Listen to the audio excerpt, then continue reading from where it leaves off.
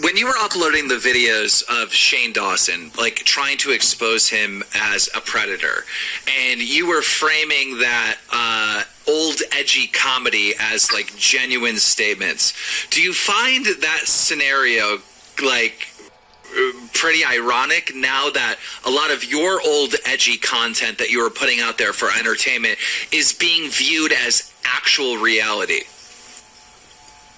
I'm gonna make two statements on that. The second one's a question, but the first one is what goes around comes around. Okay, so that's an important life lesson. But secondly, can you tell me exactly, and if possible, get it as close to a quote as possible, what Shane in his own voice said? Oh my God, there's so many things. I believe he was calling, I don't have the quotes right here, I believe he was calling a child that won a pageant sexy, and that was like one of the main points.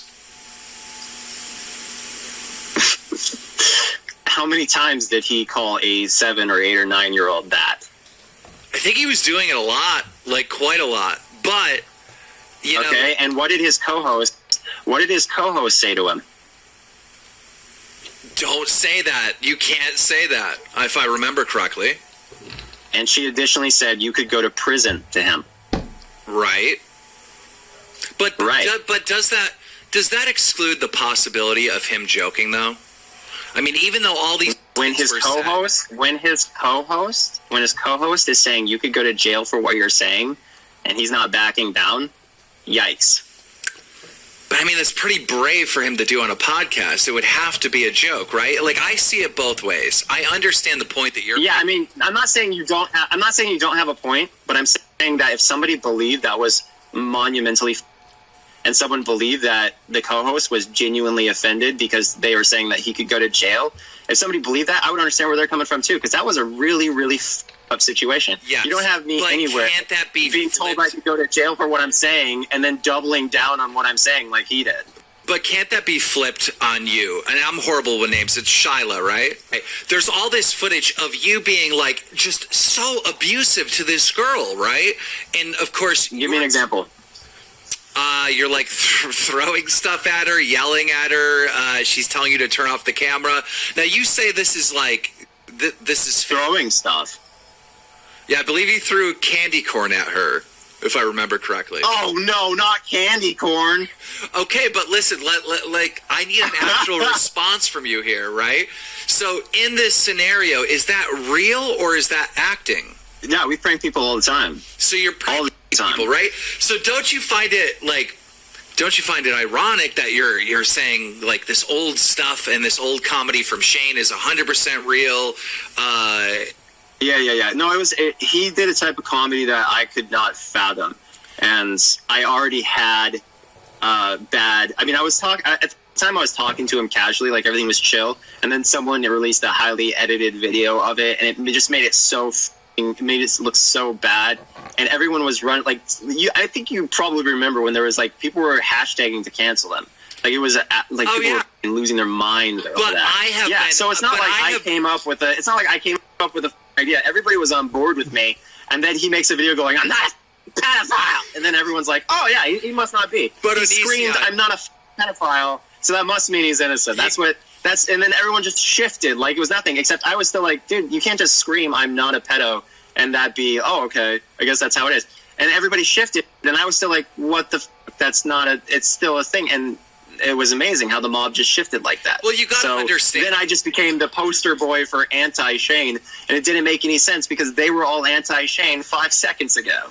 You got to understand that you have been crucified for your old edgy comedy, right? So has Shane, and so has me. Like all of us that were on the internet back then that were just doing what was pretty much standard, being edgy, saying ridiculous stuff, have all been crucified in the present day as our jokes and comedy has been turned into like actual statements. So I hope like you have some sympathy for Shane or some understanding now that you've kind of been through the same thing. I publicly apologized to Shane because I began to realize that you just got to be there. You got to be there to get it, and you got to actually like know the person beyond beyond what I knew Shane, which was we had a couple, like, we went out to lunch and dinner, and we tried to make a video together or whatever, and we collaborated on another instance or whatever. So I knew, I had a general idea of who he was, but I didn't really know him. I never did a podcast with him. I never really went in depth. He invited me on a podcast, but I was so bitter that I just said, no, I'm not going on your podcast. You made out with him. Right. Oh, yeah, I forgot. Yeah, I kissed the guy, too. I forgot about that. He was my first guy kiss. I was his first. How do I fucking forget that? Anyway, but yeah, no, like, you have to be there. And I think that's behind, all cancel culture is like people aren't there and they think they are. They think they know everything, but you have to be there to truly understand a situation, which is why with the whole Sarah thing, nobody in my life is saying I'm predatorial, because everybody was there and everybody saw it, and nobody saw anything inappropriate towards Sarah or anything like that. And they understand that Sarah is the poster woman for Me Too fraud. Like, she is the most disgusting, despicable person as far as that, when it comes to that, because she's literally trying to put Kai in prison, despite the fact that she knows, well, Kai rejected her constantly and had no interest in her constantly. And it took blackmail just to get her mouth on Kai. And even then, Kai was still like, no. I got to bring up this point, right? Because, go ahead. Chris Hansen and did an interview with Sarah, right? And I believe what Sarah said was that inappropriate streams or inappropriate pictures came from Kai to Sarah prior to her ever, like, coming to your house when she was, I believe, 15. Then prove it. Everybody conveniently loses their text and their proof. Have you noticed that? Yes. Prove it. There's a shout out to Sarah and everybody who wants to be a hashtag #MeToo fraud. Have proof. Okay, you're talking about texts. You can prove those. Don't get them conveniently deleted and then say it happens. Sarah said she turned into a laptop into the cops like 6 months ago or whatever, and then she said she sent it to Chris Hansen, and then she said they sent it back to her, and then she said she turned it in again, and then she said, oh, can you donate to my GoFundMe because now I don't have my laptop, even though apparently it's not or has been in her possession this whole time. Like, what the fuck is the truth with this person? And if you're going to accuse somebody of sending you stuff that you could prove, i.e. if somebody sent you a text, you can prove it, then prove it. What I have is a text from Sarah saying that even a meme that was perceived as inappropriate, a Squidward meme, Sarah herself sent that meme to Kai. She herself in the text confesses she sent that to Kai, and Kai didn't do anything inappropriate to Sarah at any point ever. Those are her words, and unlike her, we actually have text proving what a fraud she is. Do you believe that the FBI is investigating you? Like, do you think that's actually true? I have no clue, but what I've been told is that these claims are made from Chris Hansen, and then Chris Hansen was right, to the local Chris police. Hansen's right, but Chris Hansen's producer already outed him.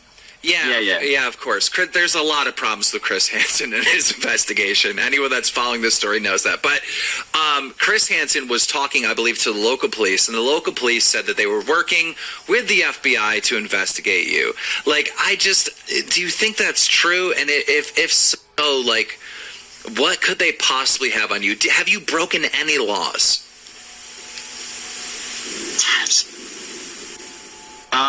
So before I forget, Vince. Okay, I reached out to Vince, who's the former producer of Chris Hansen.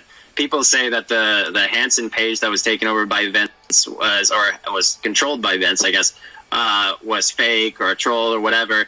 Nobody seems to want to listen to Vince because apparently he made a joke about me being on a shore bus, which everyone's so fucking triggered by. But they'll make their own joke. Anyone else, Chris Hansen can make a joke.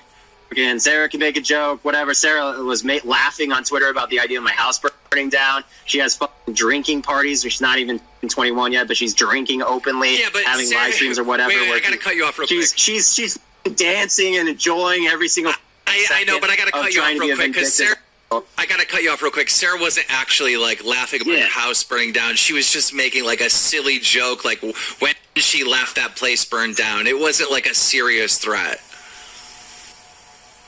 No. She retweeted somebody saying that, talking about my house burning down. She was like, LOL. Yeah, but maybe she removed the retweet. Okay, I saw a tweet, and she was just basically. And additionally, this is something crazy about Sarah, right? So she says that Kai is her best friend in the world, and she actually tweeted like I think a month ago or something that she still has love for Kai, and like she's so fucking back and forth, just like someone with BPD would be with Kai, because she knows Kai didn't do shit. Trust me, a lot of these girls, the victims, she's just trying to hurt Kai. Yeah. She's just trying to hurt Kai to hurt me. She's been doing this consistently because Kai's been so fucking quiet. Because Kai apparently is the only actual mature, responsible adult in this situation who's actually willing to rise above the fucking bullshit drama and not engage with fucking Me Too frauds like Sarah and these other people who. And this is what's weird is people say that there's a consistent story, but I haven't seen it. I don't know what the fucking consistent story is. Because you're talking about people who are all consensual adults. Yeah, when you actually, the videos that are coming out now, right, and the videos that have been coming out for the last couple of weeks from these people that make nothing but Onision videos, what they're saying is you're probably not going to go to jail, not because you're not guilty, but inconvenient. But there just isn't enough proof. But these are the same people that have been saying, oh, Onision is going to jail, the FBI is investigating, he is done. Like, so I find this whole movement. The embarrassment is about to be overwhelming. The future for these people, knock on wood, because, you know, typically when you say this is how it's going to go, it's not going to go that way. I just want to say, what the fuck's going to happen when nothing happens?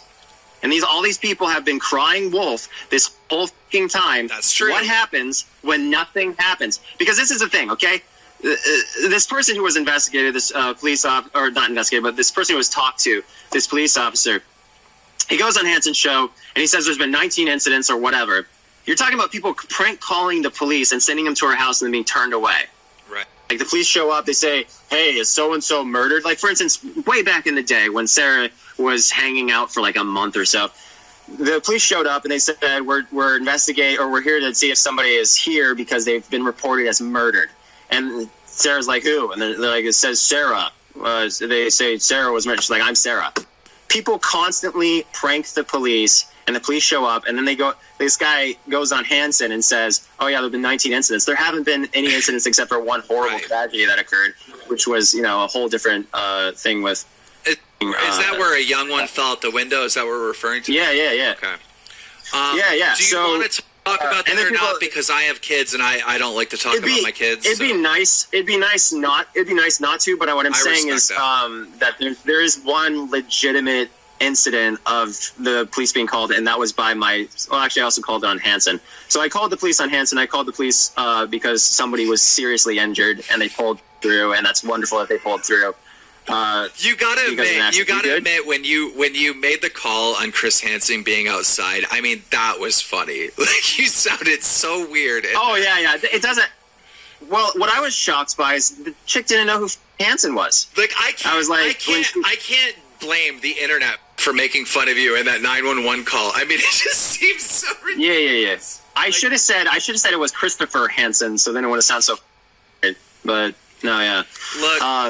Look, Chris Hansen and 6 fucking dudes show up to my house after I'm threatening legal action against them, and I'm like, shit, I got my family inside. This guy's a fucking creep. And he's knocking on my door, and he's like, I know you're in there. And it's just like, you're a fucking creep, dude. What the f-?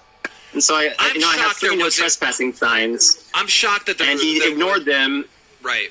I'm shocked that there isn't more people. There's a police report filed on him, and he's currently being investigated by a prosecutor.